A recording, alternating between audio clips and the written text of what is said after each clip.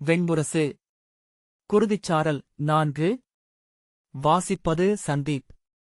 தேர் மீண்டும் விடுதியை அணுகி விரைவழிந்தபோது மூவருமே சிறு சாளரங்களினூடாக வெளியே நோக்கிக் கொண்டிருந்தனர். மிகத் தொலைவிலேயே தேவிகை அங்கே போரிசிரவசின் புரவிகள் நிற்பதைக் கண்டுவிட்டாள். அருகில் அவருடைய படைவீரன் ஒரு புரவியின் மேல் பொதிகளைக் கட்டிக் கொண்டிருந்தான். கிளம்பப் போகிறார்கள் என்றாள் பூர்ணை. கிளம்பிக் கொண்டே இருக்கிறார்கள், நெடுநேரமாக என்றாள் சுரபி. தேவிகை நெஞ்சு படபடக்க அதை பார்த்துக் கொண்டிருந்தாள். பின்னர் பூர்ணையின் கையைத் தொட்டு ஏன் வந்தோம் என உணரத் தொடங்கிவிட்டேன் பூர்ணை என்றாள். என்ன சொல்கிறீர்கள் அரசி என்றாள் பூர்ணை. நான் எப்படி அவர் முன் சென்று நிற்பேன்? எதை பேசத் தொடங்குவேன்? முன்பு நான் பேசியது முறைமைச் சொல். அதை எவரிடமும் சொல்லலாம். அடுத்த சொல்லை எடுப்பதுதான் கடினம் என்றாள். இக்கட்டான சூழல்களில் நடிப்பதுதான் நல்லது. அது ஒரு முகப்போர்வை என நம்மை காக்கும். நடிப்பில் நாம் நன்கு இயன்று அமைந்த பின்னர் மெல்ல அதை விலக்கி மெய்முகம் காட்ட முடியும் என்றாள் பூர்ணை. தேவிகை என்ன நடிப்பது என்றாள். அங்கே உங்கள் கணையாழை ஒன்று விழுந்துவிட்டது. அதை தேடி வந்தீர்கள் என்ற பூர்ணை ஒரு கணையாழையை எடுத்து இது என்றாள். அதை எடுத்ததும் நீங்கள் கிளம்பும்போது தற்செயலாக அவரை பார்க்கிறீர்கள். இந்த கணையாழை எத்தனை இன்றியமையாதது என்கிறீர்கள், மீண்டும் கண்டதனால் முகமுனுரைப்பவர் போல. பின்னர் எண்ணியிராதபடி நினைவு கூர்ந்து நீங்கள் அஸ்தனபுரிக்கல்லா செல்கிறீர்கள் என்று கேளுங்கள். ஆம் என்று சொல்வார். அவ்வாறென்றால் ஒரு தூதை அளிக்க முடியுமா என்று பேச்சைத் தொடங்குங்கள். அதற்குள் உங்கள் கால் நடுக்கம் நின்றுவிட்டிருக்கும். தேவிகை சில கணங்கள் எண்ணிய பின் சரி என்றாள். சுரபி அக்கணத்தில் எவ்வுணர்வு எழுமென்று முன்னரே வகுக்க முடியாது அரசி. எதுவாயினும் அது அக்கணத்தை ஆளும் தெய்வங்களுக்குரியதென்று கொள்ளுங்கள். நாம் எதற்கும் பொறுப்பல்ல என்றாள். தேவிகை அவளை ஒரு கணம் நோக்கி இமைக்காமல் அமைந்து மீண்டு நம்மை மீறியா என்றாள். ஆம், நாம் என்ன பெருக்கில் துகள்கள் மட்டும்தானே. தேவிகை பெருமூச்சுடன் ஆம் என்றாள். தேரிலிருந்து பூர்ணை முதலில் இறங்கினாள். தேவிகை இறங்கியதும் பூர்ணை மட்டும் முன்னால் சென்று அவளை எதிர்கொண்ட காவலனிடம் ஓரிரு சொற்கள் பேசிவிட்டு உள்ளே சென்றாள். சுரபியும் தேவிகையும் நடந்து விடுதி முகப்பை அடைந்தனர். தேவிகையின் தொடைகள் நடுங்கிக் கொண்டிருந்தன. மூச்சில் முலைகள் எழுந்தமைந்தன. அவள் அப்போது தன் முகத்தை ஏதேனும் ஆடியில் பார்க்க விரும்பினாள். கூந்தல் கலைந்து நெற்றியில் விழுந்திருப்பதை உணர்ந்து அள்ளி காதோரம் செருகிக் கொண்டாள். நெஞ்சை உலைத்தபடி பெருமூச்சு ஒன்று வந்தது. சுரபி முகம் கழுவிக் கொள்ளலாம் அரசி என்றாள். அதை தேவிகை மிக விரும்பினாள். ஆம் என்றபடி பக்கவாட்டில் சென்று அங்கிருந்து நீர்த்தொட்டியை அணுகி குனிந்து அதில் தன் முகத்தை பார்த்தாள். அந்த முகம் அவளை திடுக்கிடச் செய்தது. படபடப்புடன் உதடுகளை மடித்து அழுத்திக் கொண்டாள். பின்னர் முகத்தின் மேல் நீரள்ளிவிட்டு கழுவினாள். அந்த முகத்தை நீர்ப்பாவையை என கலைக்க விழைப்பவள் போல. சுரபி அளித்த மரவுரியால் முகத்தை துடைத்தாள். சுரபி பேழையிலிருந்து கொம்புச்சீப்பை எடுத்து அளித்தாள். அவள் விழிகளை ஒரு கணம் சந்தித்துவிட்டு தேவிகை அதை வாங்கி தன் தலையை சீவிக்கொண்டாள். சுரபி அவள் கழுத்தில் அணிந்திருந்த நகைகளை சீரமைத்தாள். தேவிகை அதை முரண்கொண்ட உடலசைவால் தவிர்த்து தானே சீரமைத்துக் கொண்டாள். ஆனால் அவள் எடுத்தளித்த நறுஞ்சுண்ணச் செப்பை மறுக்க முடியவில்லை. அவளை நோக்காமல் அதை வாங்கி சுண்ணத்தை சிறுதுணியில் சிறிது உதிர்த்து அதைக் கொண்டு முகத்தை அழுத்தி துடைத்தாள். அகவைகளுக்கு அவற்றுக்குரிய அழகுகள் அரசி என்றாள் சுரபி. அந்த மீறல் அவளை எரிச்சல் கொள்ளச் செய்ய ஒன்றும் பேசாமல் திரும்பினாள். வெளியே வந்த பூர்ணை கிடைத்துவிட்டது அரசி. கீழே விழுந்து கதவுக்குப் பின்னால் கிடந்தது என்றாள். அவள் உதடுகள் வளைய நன்று என்றாள். உளமுறங்காமல் புன்னகை செய்வது இத்தனை கடினமா என்ன? விடுதிக்காவலர் அவள் பின்னாலேயே வந்து நல்ல வேளை. இல்லையென்றால் ஏவலர் அனைவரையும் நோக்க வேண்டியிருக்கும். நாளுக்கு 2000 பேர் வந்து உண்டு மீளும் விடுதி இது என்றார். பூர்ணை அரசி, இளைய பால்கிகர் இங்குதான் இருக்கிறார். சற்றுமுன் அவருடைய ஏவலனை பார்த்தேன் என்றாள். பொருளில்லாமல் ஆம் என்றாள் தேவிகை. விடுதிக்காவலர் கிளம்பிக் கொண்டிருக்கிறார். அவர் எதையோ எழுத வேண்டியிருந்தமையால் பிந்துகிறது. பிறர் காத்திருக்கிறார்கள் என்றார். சுரபி இங்குதானிருக்கிறாரா? என் எண்ணம் நீங்கள் அவரைச் சந்தித்து அப்பொறுப்பை அளிக்கலாம் என்பதுதான் என்றாள். அனைத்தும் ஒரே கணத்தில் எளிதாகிவிட்டதைக் கண்ட பூர்ணை, ஆம் அரசி, அவரிடம் சொல்லலாம். காவலரே, அரசியை அவருக்கு அறிவியுங்கள். அறையில்தான் இருக்கிறார் அல்லவா என்றாள். ஆம், அங்குதான். வருக அரசி என்றார் விடுதிக்காவலர். ஆனால் தேவிகை தயங்கி நின்றாள். செல்க என்று அவள் தோளை மெல்ல தொட்டாள் பூர்ணை. அவள் கால்கள் எழ மறுத்தன. செல்க அரசி என்றாள் பூர்ணை. விடுதிக்காவலர் முன்னால் சென்று விட்டிருந்தார். நாம் திரும்பிவிடுவோம் என்றாள் தேவிகை. அரசி, அவர் உங்கள் வருகையை அறிவித்துவிட்டார் என்றாள் பூர்ணை.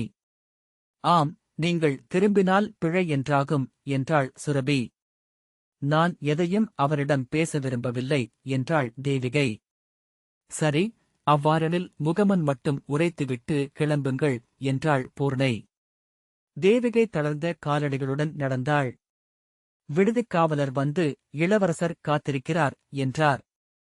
ஆம் என்றபின் அவள் முகத்தின் மேல் ஆடையை நன்றாக இழுத்துவிட்டுக் கொண்டு சென்று அறைவாயிலில் நின்றாள். விடுதிக்காவலர் அதை மெல்ல தட்டி, சிபி நாட்டு அரசி என்றார். வருக என பூரிசிரவசின் குரல் கேட்டது. அப்போது அந்தக் குரல் அவளுக்கு திகைப்பை அளித்தது. முற்றிலும் அயலான முதிர்ந்த மனிதரின் குரல்.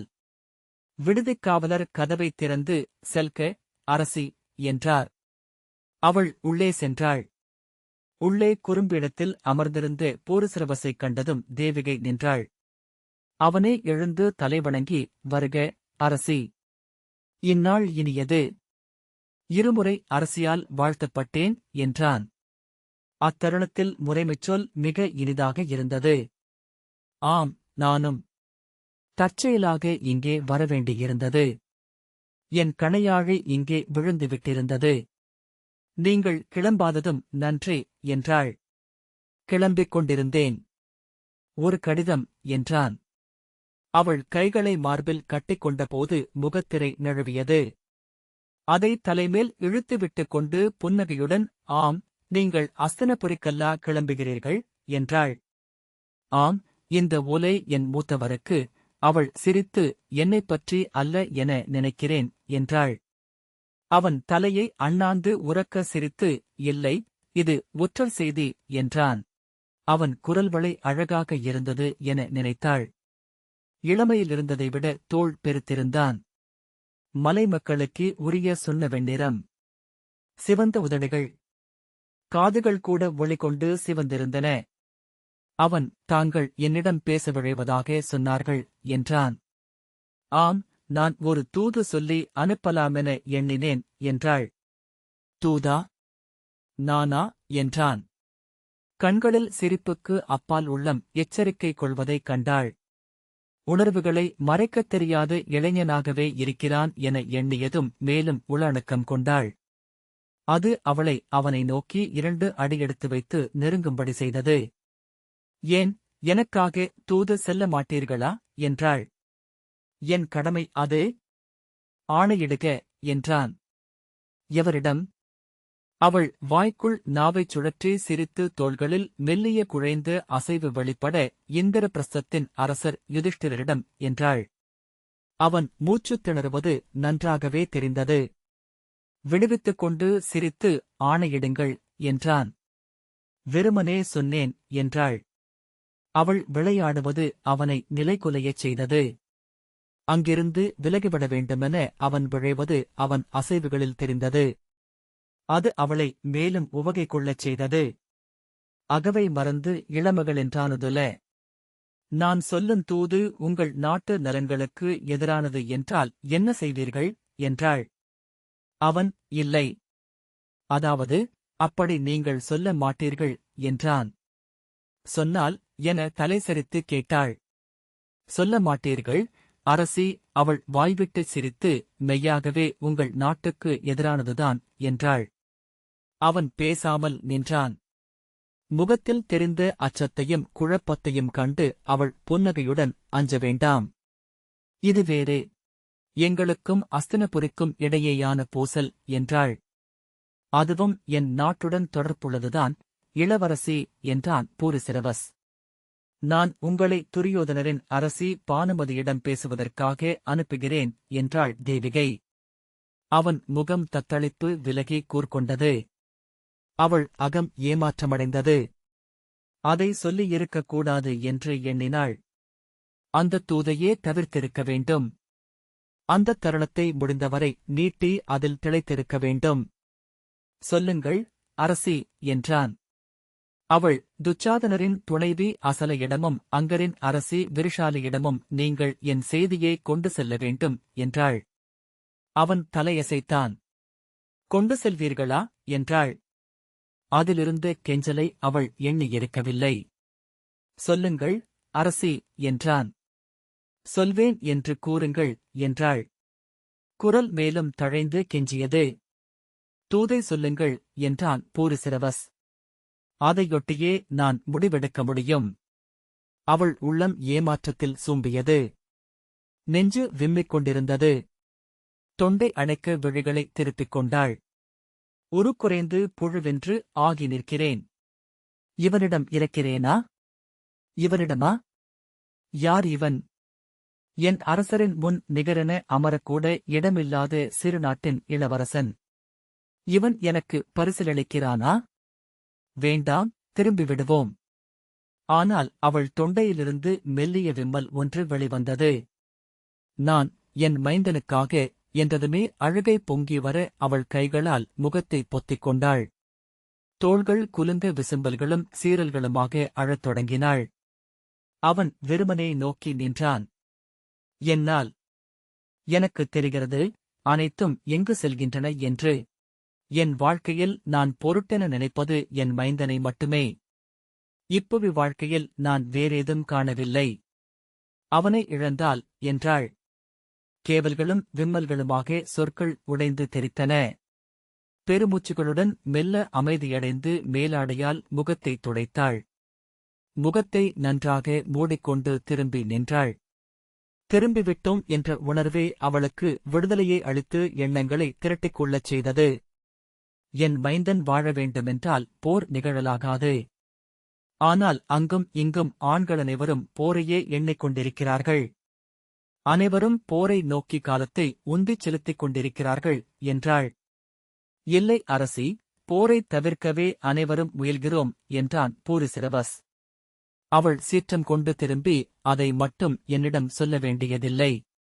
போர் வேண்டாம் என்று நாளுக்கு 100 முறை சொல்பவரின் அகமென்ன என்று நானும் அறிவேன் என்றாள். அவன் திகைத்து விழிவிரிய நோக்கி நின்றான். அவள் குரலைத் தாழ்த்தி, நான் கோருவது இதுவே. அரசர்களிடமும் அவையிடமும் அல்ல, என்னைப் போன்ற அன்னையரிடம். இந்தப் போர் நாளுக்கு நாள் பெருகிக் கொண்டே செல்கிறது. இது நிகழ்ந்தால் இங்கே எவரும் எஞ்சப் போவதில்லை. எவர் எஞ்சினாலும் உறுதியாக அழியப் போவது நம் மைந்தர். என் மைந்தன் மட்டுமல்ல, அவர்களின் மைந்தர்களும் கூடத்தான். அவர்களைக் காக்க வேண்டியது அன்னையராக நம் கடமை. அவன், அரசி, அவர்கள் அரசருக்கும் மைந்தர்களே என்றான். ஆம், நான் சொல்வது அதைத்தான். நிலமென்று கொடிவழிகளுக்கு அளிக்க நினைப்பவர்கள் முதலில் செய்வது என்னவாக இருக்கும்? தன் எதிரிகளின் கொடிவழியை முற்றழிப்பதை அல்லவா? அந்த நேரடி உண்மையின் முன் அவன் சொல்லிழந்து உதடுகளை மட்டும் அசைத்தான். அதுதான் நிகழும். களத்தில் இரு தரப்பும் எதிர்நிற்பவர்களின் மைந்தர்களை நோக்கியே படைக்கலம் எடுப்பார்கள்.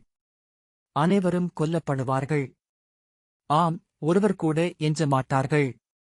மூச்சிறைக்க அவள் சொன்னாள், இதை நான் சொன்னதாக சொல்லுங்கள். அன்னையர் அனைவருமே அதை உணர்ந்திருப்பார்கள். சொல்லென்றாக்க அஞ்சி உள்புதைத்திருப்பார்கள். ஏனென்றால் சொல்லென்றானது நிகழ்வென்றாகும் என்பது தொல்மொழி. பூரிசிரவஸ், நான் சொல்கிறேன் என்றான். அன்னையராகிய நமக்கு நிலமில்லை, குலமும் குடியும் நகரும் கொடியும் ஒன்றுமில்லை. நாம் பெண்கள், அன்னையர். பிரிதவருமில்லை. அதை அவர்களிடம் சொல்லுங்கள். இதோ இந்திரபிரஸ்தத்தின் முடியுரிமை போரில் என் மைந்தன் களமிறங்குகிறான். நான் இந்திரபிரஸ்தத்தை தெரிவு செய்யவில்லை. அவனை ஆகிய உயிர்த்தொழியை விரும்பி ஏற்றுக்கொள்ளவுமில்லை. பானுவும் அசலையும் அவ்வாறே. இந்தப் போர் எங்களுடையதல்ல, ஆனால் இழப்புகளனைத்தும் எங்களுக்கே. எவர் வென்றாலும் தோற்பவர் அன்னையர். பெருகி வந்த சொற்கள் தடைபட அவள் மூச்சிழுத்து உதடுகளை அழுத்தியபடி தலை குனிந்து நின்றாள். அவன் ஏதோ சொல்ல வாயெடுத்து மெல்லிய ஓசையைக் கேட்டு உளமுலுக்கப்பட்டு சொற்கள் மீண்டும் பொழிந்தன. மகளென்று நம் சொல் அவையேறவில்லை. மனைவி என்றும் செவிகொள்ளப்படவில்லை. அன்னை என்று ஆன பின்னராவது அதற்கு ஆற்றல் வந்தாக வேண்டும். என் கொழுனர் முன் சென்று நிற்கிறேன். அவர்கள் மீறிச் சென்றார்கள் என்றால் வழியில் சங்கரித்து விழுகிறேன். எங்கள் குருதிமேல் கடந்து அவர்கள் நிலம் கொண்டு முடிசூடட்டும். அதையே அவர்களும் செய்ய வேண்டுமென்று கூறுக. ஆம், நான் தங்கள் உணர்வுகளுடன் இச்சொற்களை அரசியர் மூவரிடமும் சொல்கிறேன் என்றான் பூரிசிரவஸ். கூடவே அரசரிடமும் பேசுகிறேன். இளவரசர்கள் குறிவைக்கப்படுவார்கள் என்று நீங்கள் சொன்னது உண்மை என உணர்கிறேன். அதை சொல்கிறேன். முடிந்தால் இரு தரப்பிலும் இளவரசர்களை அனைத்திலிருந்தும் தவிர்க்க முடியுமா என்று பிதாமகரிடம் பேசிப் பார்க்கிறேன். தேவிகை சினத்துடன் உதடுகள் வளைய பார்த்தீர்களல்லவா? நீங்களும் போரை வரவழைக்கவே அறியாது முயல்கிறீர்கள். மைந்தருக்காக அன்னையர் எழுந்தால் போர் நின்றுவிடுமோ என அஞ்சும் உங்கள் உள்ளம் கண்டுபிடித்த வழி இது என்றாள். இல்லை, அரசி. மெய்யாகவே என்று பூரிசிரவஸ் தொடர அவள் கை காட்டி தடுத்து, பிதாமகரோ பேரரசரோ போர் என்று வந்துவிட்டால் வேறேதும் அவர்கள் விழியில் படாது. மேலும் குடிகளின் இளமைந்தர் போரில் சாக நம் மைந்தர் மட்டும் ஒளிந்து கொள்ள வேண்டும் என்று சொன்னால் நானே அதை ஏற்க மாட்டேன் என்றாள். மைந்தரை குறிவைப்பதையாவது தடுக்கலாம் என்றான் பூரிசிரவஸ். மைந்தரை குறிவைப்பது அரசர்களோ அவர்களின் படைக்கலங்களோ அல்ல, தொல்விலங்கின் உகிர்களும் பற்களும் கொம்புகளும் என்றாள் தேவிகை மீண்டும் சீற்றம் கொண்டு. கானாடல்களில் குருளைகளைக் கொல்லவரும் ஆண்புலிகளையும் ஓநாய்க்கணுவன்களையும் மீண்டும் மீண்டும் கண்டிருக்கிறேன். கைகளை விரித்து ஒன்றும் சொல்வதற்கில்லை என்று காட்டிய பின் பூரிசிரவஸ், நான் சென்று சொல்கிறேன், அரசி. என்னுள் வாழும் காட்டு தெய்வங்கள் என்ன எண்ணுகின்றன என்றறியேன். நான் மெய்யாகவே இப்போர் எவ்வகையிலேனும் தவிர்க்கப்பட்டாக வேண்டுமென்றே விழைகிறேன். அதன் பொருட்டு எதைச் செய்வதும் என் கடன் என்றே உணர்கிறேன். அரசியரை தனித்தனியாகக் கண்டு பேசுகிறேன். கண்ணீரையும் சினத்தையும் கொண்டு அவர்கள் போராட வேண்டுமென்று கோருகிறேன் என்றான். ஆனால் இப்போர் நிகழாதென்றே இப்போதும் எண்ணுகிறேன். நீங்கள் சொன்னதுதான் அடிப்படை. நாளுக்கு நாள் பெரிதாகிக் கொண்டே செல்கிறது களம்.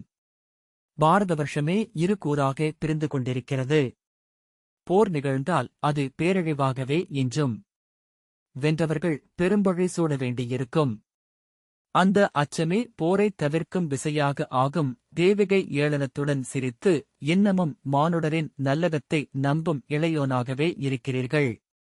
எண்ணிக்கொள்க, ஓங்கிய படைக்கலம் குருதியின்றி அமையாது. நான் விழைவது என் மைந்தன் வாழும் காலம் வரை இப்போர் தவிர்க்கப்பட வேண்டும் என்றே என்றாள். உண்மையில் இப்போர் தொடங்கி நீண்ட காலமாகிறது. இது சத்யவதி குறித்திட்ட போர். இரு தலைமுறை காலம் இதை நீட்டிக் கொண்டு வந்து நிறுத்தியவர் பிதாமகர் பீஷ்மர். இன்று நாமனைவரும் முயன்றால் மீண்டும் ஒரு தலைமுறை காலம் கடத்திச் செல்ல முடியும். தெய்வங்கள் காத்திருக்கும் ஆற்றல் மிக்கவை. ஏனென்றால் அத்தனை வேட்டை விலங்குகளும் பொறுமையானவை. நாம் இன்று தப்புவதைப் பற்றி மட்டுமே பேசுகிறேன் என்றாள் தேவிகை. ஆம், அரசி. நாம் நம்மால் இயன்றதை முயல்வோம் என்றான். அவள் பெருமூச்சுடன் தன் தலையாடையைத் தூக்கி அணிந்து கொண்டு திரும்பினாள். பூரிசிரவஸ் சற்று தயங்கி சொல் கோத்து, அரசி, ஒரு சொல் என்றான். அவள் நின்றாள். நீங்கள் செல்ல வேண்டிய இடம் சிபி நாடல்ல, உபப்பிலாவியம் என்றான். அவள் ஏறிட்டு நோக்கினாள். அங்குதான் உங்கள் அரசி இருக்கிறார். குருதி வஞ்சம் அவர்களுடையது. அவர் தன் வஞ்சமொழிந்து குழல் அள்ளி முடிந்தால் போர் பாதி முடிந்துவிட்டது என்றே பொருள். எஞ்சியது எளிது என்றான் பூரிசிரவஸ். அவள் தலையசைத்தாள். ஆம், நான் அதை எண்ணி நோக்கவில்லை. நானும் எதிரியையே எண்ணுபவளாகிவிட்டேன். இங்கிருந்தே உபப்பிலாவியம் கிளம்புகிறேன் என்றாள். நன்று, நான் வருகிறேன் என்று தேவிகை திரும்பினாள். கதவு தொலைவிலெனத் தெரிந்தது. காலடிகள் வைக்க வைக்க அகன்றது. பிசினில் ஒட்டிய ஈயன சிறகுகள் துடிக்க தவித்தாள். அவன் விட்ட மூச்சொலியில் மெல்லிய மெய்ப்பு கொண்டு திரும்பாமலேயே நின்றாள். என்னை எண்ணியமைக்கு நன்றி, அரசி என்றான். அவள் கழுத்து மூச்சில் குழிந்தெழ உடலிருக நின்றாள். அச்சொற்கள் பொய் என்றும் கனவென்றும் ஆகவில்லை என்று இப்போது உணர்கிறேன் என்றான். வேண்டாம் என அவள் மெல்லிய குரலில் சொன்னாள். ஏன் என்றான். நாம் அதைப் பற்றி பேச வேண்டாம். அவன் அருகே வந்தான். ஒவ்வொரு காலடியோசையும் நீர்நிலையில் கல் விழுவது போல் அவள் உடலை அலைகொள்ளச் செய்தது. அணுகிய அவன் உடலின் மென்வெம்மையை உணர்ந்தாள். வகிட்டில் அவன் மூச்சை. நான் இரவுபகலாக புறவியில் வந்தேன் என அறிவீர்களா என்றான். ஆம் என்றாள். ஓசை மூச்சென வெளிவந்தது. என்றாவது என்னை எண்ணியிருக்கிறீர்களா என்றான். அதெல்லாம் எதற்கு? நான் செல்கிறேன் என்றாள். நன்று என்றான். அவள் மேலும் சற்று நேரம் நான் இறுகி ஓடிவதற்கு முந்தைய கணத்து வில்லென நின்றாள். பின்னர் மெல்ல தோள் தளர்ந்தாள். கைவளைகள் ஓசையிட்டு தழைந்தன. பெருமூச்சுடன் ஏதோ சொல்ல வந்தபின் தலையசைத்து அதை உளத்திலேயே கலைத்தாள். விழிதூக்கி அவனை நோக்கினாள். அவன் கன்னத்தில் தாடி நரையோடியிருந்தது. கண்களுக்குக் கீழே சுருக்கங்கள். திடீரென அகவை கொண்டு விட்டான் என. அவள் பெருமூச்சுடன் நான் கிளம்புகிறேன் என்றாள். அவன் ஆம் என்றான். உடலை அசைத்தபோது அது கல்லென எடை கொண்டிருப்பதாக தோன்றியது. வேறேதும் சொல்லி உளம்பிளக்க வேண்டுமென்று எண்ணி கானேகிய பின் திருப்பதி மிகவும் கனிந்துவிட்டாள் என்றனர் என்றாள். ஆம், அப்படித்தான் நானும் அறிந்தேன். மேலும் பிறரைவிட அவர்களுக்கு 5 மடங்கு மைந்தர்துயர் என்றான் பூரிசிரவஸ். அவள் சினத்துடன் கண்கள் சுருங்க என்ன சொல்கிறீர்கள்? அவ்வாறு நாவிலெழலாமா என்றாள். இல்லை, நான் நாவழங்கி என அவன் தடுமாறினான். அவள் மீண்டும் நான் வருகிறேன். தேரை உபப்பிலாவியத்திற்கே செலுத்தச் சொல்கிறேன் என்றாள். மீண்டும் எங்காவது பார்ப்போம் என்றான். அவள் இல்லை, மீண்டும் சந்திக்க வேண்டியதில்லை என்றாள். ஏன் என்றான். நான் இவ்வாறு எதிர்பார்க்கவில்லை. அவன் மீண்டும் ஏன் என்றான். இல்லை, ஒன்றுமில்லை என்றபின் அவள் கதவை திறந்து வெளியே சென்றாள். அவன் அவள் பின்னால் வந்து கதவைப் பற்றியபடி நின்றான். அவன் நோக்கி உடலெங்கும் உணர்ந்தபடி அவள் நடந்து இடைநாழியை கடந்தாள். ஏன் திரும்பி நோக்கவில்லை என எண்ணிய போது அவனையே எண்ணிக்கொண்டிருந்தமையால் என மறுமொழி எழுந்தது நெஞ்சில். கூடத்திற்கு வந்தபோது அவள் எங்காவது படுத்துவிட வேண்டும் என எண்ணமளவுக்கு களைப்படைந்திருந்தாள். இளைப்பாறிவிட்டுச் செல்லலாமா அரசி என்றாள் பூர்ணை. இல்லை, கிளம்பிவிடுவோம் என்றாள். நேராகச் சென்று தேரிலேறிக் கொண்டாள். அங்கிருந்து விலகிவிட வேண்டும் என்னும் விரைவு அவளுள் எழுந்தது. எதையோ அஞ்சுகிறவள் போல வண்டிக்குள் கதவை மூடிக்கொண்டாள். பூர்ணை ஏறிக்கொண்டதும் நாம் உபப்பிலாவியம் செல்ல வேண்டும் என்றாள். அரசி என்றாள் பூர்ணை. ஆம், அங்குதான் செல்ல வேண்டும். பாகனிடம் சொல். பூர்ணை பாகனிடம் சொல்ல அவன் அதை வியப்பின்றி ஏற்று ஆணை என்றான். தேவிகை பொறுமையிழந்து விரைக என்று பூர்ணையிடம் தாழ்ந்த குரலில் சொன்னாள். அவள் வியப்புடன் நோக்க முகத்தின் மேல் ஆடையை இழுத்துவிட்டுக் கொண்டு அவள் கண்மூடினாள். அவள் கால் கட்டைவிரல் நெளிந்து கொண்டே இருப்பதை பூர்ணை கண்டாள். சுரபி தேரில் ஏறி அமர்ந்ததும் பாகன் தேர்மேடை மேல் அமர்ந்தான். ஒரு புரவி உருமியது. குளம்புகளால் தரையைத் தட்டியது. வண்டி கிளம்பியதும் தேவிகை ஆறுதலடைந்து கால்களை நீட்டிக் கொண்டாள்.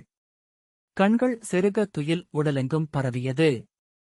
எண்ணங்கள் நனைந்து படிந்தன. சொற்கள் கரைந்து மறைந்தன.